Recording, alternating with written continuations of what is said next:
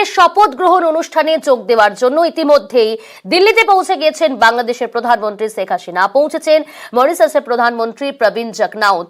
উপস্থিত থাকবেন শ্রীলঙ্কার প্রেসিডেন্ট রনিল বিক্রমসিংঘে, নেপালের প্রধানমন্ত্রী পুষ্পকমল দহল। হেভি ওয়েটরা কিন্তু ইতিমধ্যে একে একে পৌঁছে গিয়েছেন নয়াদিল্লিতে এবং সেখানে তারা ইতিমধ্যে উপস্থিত হয়েছেন অনেকেই।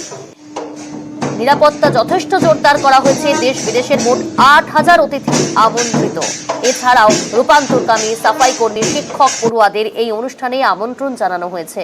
উপস্থিত থাকার কথা সমাজের বিভিন্ন স্তরের বিভিন্ন ক্ষেত্রের প্রতিনিধিদের। শপথ গ্রহণ অনুষ্ঠানে থাকবেন কংগ্রেসের মল্লিকার্জুন খাড়গে, তবে অনুষ্ঠানে থাকবে না তৃণমূল কংগ্রেস।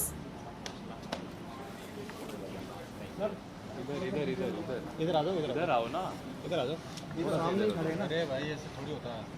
अरे विजुअल, थैंक यू। अगर जाना चाहते हो तो आप ले जाएंगे।